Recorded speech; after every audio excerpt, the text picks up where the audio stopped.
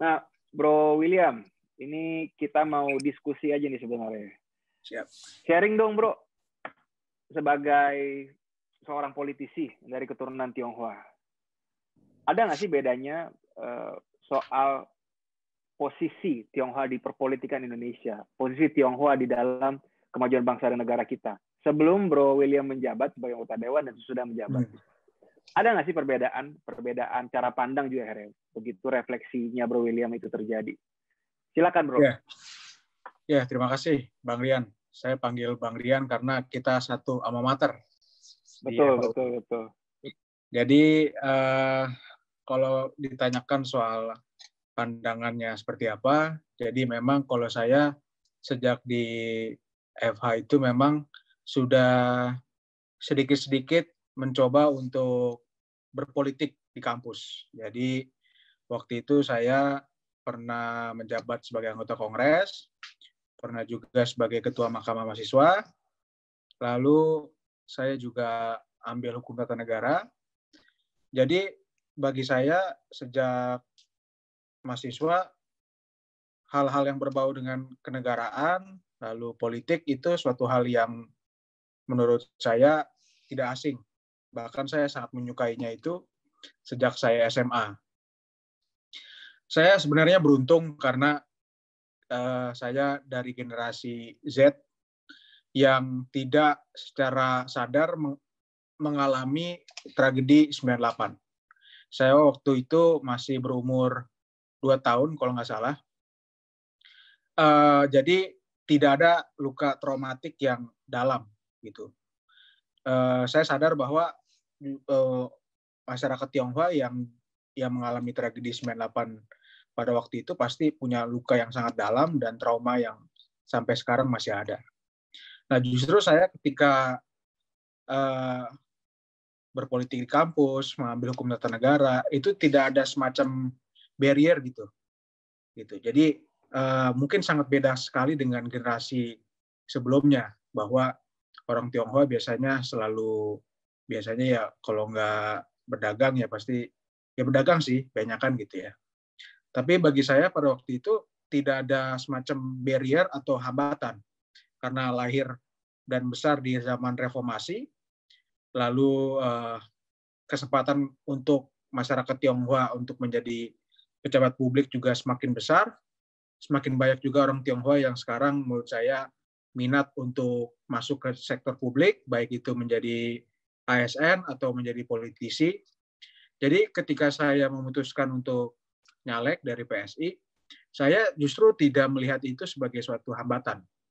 Walaupun pada waktu itu pasca Pilgub DKI yang kental sekali dengan isu SARA, tapi menurut saya justru angka, kalau nggak salah sekitar 42% suara Pak Ahok waktu itu justru menunjukkan bahwa masih ada loh angka 42% orang yang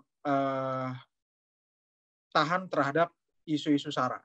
Gitu kan tidak mungkin 42% tersebut hanya orang-orang minoritas, tapi pasti orang-orang Muslim, orang-orang mayoritas suku Jawa, pasti juga dan suku-suku lainnya memilih Pak Ahok dan Pak Jarot pada waktu itu. Jadi kalau menurut saya justru saya selalu melihat ini sebagai kesempatan aja gitu. Bagi saya bersyukur lahir dan besar di era reformasi di mana di otak saya itu tidak ada barrier gitu untuk memilih karir sebagai politisi atau pejabat publik gitu.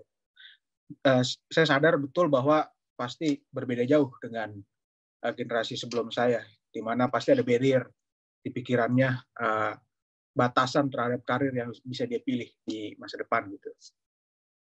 Kira-kira gitu, Bang. Sorry, I see. Ya. Jadi menarik ya. Jadi Bro William ini nggak ada rasa ini ya, tembok-tembok itu tuh nggak terlalu terasa ya? Atau sebenarnya Bro itu lebih nggak terlalu hiraukan aja gitu? Di kampus misalnya UI, anggaplah dalam skala UI ya, sebelum misalnya Bro lompat ke politik praktis gitu ya DPR, tapi di UI nih misalnya Universitas Indonesia gitu. apa kira-kira pergumulannya gitu. Iya. Sampai kalau nggak salah bro, posisinya tinggi ya. Terakhir tuh ketua apa? Saya lupa, majelis. Ketua mahkamah. Jadi kayak semacam kalau di UI itu lengkap dia, sampai yudikatif juga ada gitu. Oke, jadi ini sisi apa? Yudikatif lah. Yudikatifnya mahasiswa gitu. Dan bro itu ketuanya. Betul. Wah, kan keren. Gimana tuh bro? Silakan bro. Ya, jadi saya tumbuh besar dari SD sampai SMA itu di sekolah Tionghoa lah, Tionghoa Kristen gitu. Mayoritas dari teman-teman saya itu kebanyakan ke kampus-kampus swasta. Waktu itu saya ingat betul di angkatan saya itu cuma 4 kalau nggak salah yang masuk PTN. Bukan karena sepi peminat, tapi karena memang banyak yang tidak berani mungkin. Tidak berani gitu. Karena pergaulan sehari-hari sama rasnya, dan pasti ada semacam kekhawatiran ketika masuk PTN berbagai macam ras gitu, dan menjadi minoritas. Padahal kita sudah menjadi minoritas, tapi karena lingkungannya setiap hari ketemu sama gitu kan, seakan-akan tidak ada mayoritas minoritas. Nah, ketika di UI, saya sadar bahwa ketika itu kondisi politik condong ke spektrum politik tertentu lah gitu. Saya tahu bahwa ada gerakan-gerakan dari politik praktis yang mencoba untuk mempengaruhi UI, mengisi jabatan, pos-pos jabatan yang strategis gitu. Tapi saya cukup beruntung ya, walaupun saya waktu itu suaranya juga tipis ya untuk menjadi ketua itu. Menurut saya semakin hari kalau konteks UI ya, semakin banyak keragaman gitu. Tadinya pos-pos jabatan strategis seperti ketua BEM, ketua DPM itu hanya dari salah satu golongan saja. Tapi mulai dari sekarang sih mulai banyak yang mulai beragam gitu. Mulai banyak ketua-ketua BEM yang menang dari kelompok yang lain daripada kelompok yang satu ini gitu. Dan menurut saya semakin lama semakin baik lah. Keragaman ini harus kita jaga agar kita bisa membuka semua peluang untuk seluruh masyarakat. Jadi terkotak-kotak memang pada awalnya iya ya, karena saya SMA kan satu ras semua, satu agama mayoritas. Tapi karena memang mungkin ya saya juga bingung ya kenapa bisa, mungkin karena faktor lingkungan juga, mungkin faktor ayah yang kerja di sektor publik dalam tanda kutip sebagai lawyer gitu kan, bersentuhan juga dengan penegak hukum, jadi tidak masalah lah, tidak terlalu berat gitu tantangannya untuk masuk ke dalam suatu pergaulan yang berbeda gitu.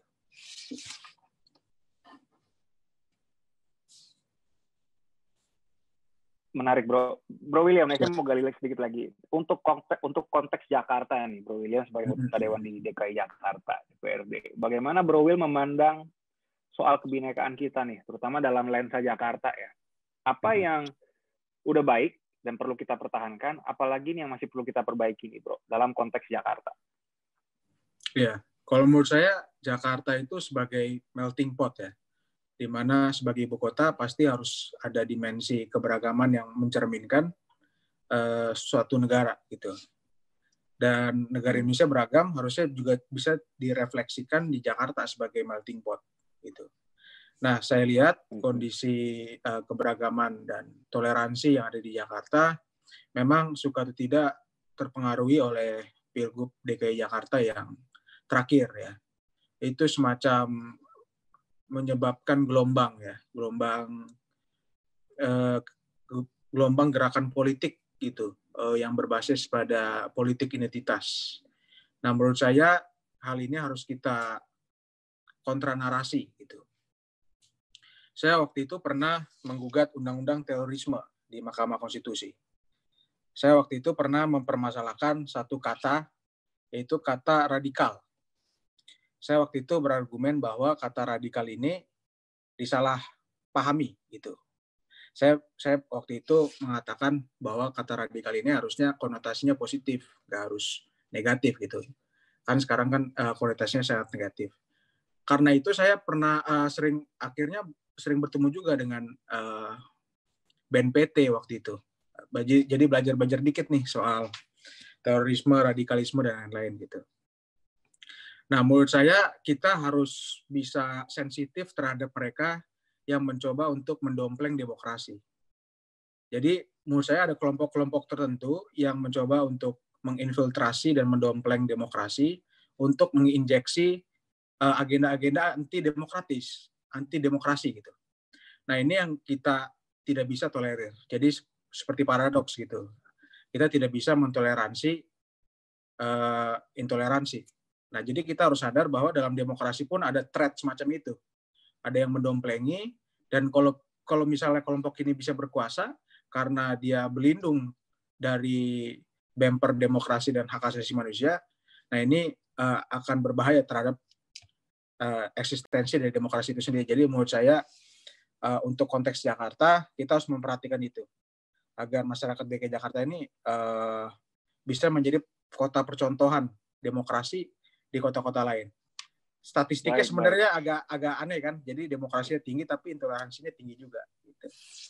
Ya. Padahal yang lebih sehat adalah demokrasi itu berjalan seiringan juga dengan toleransi ya. Betul.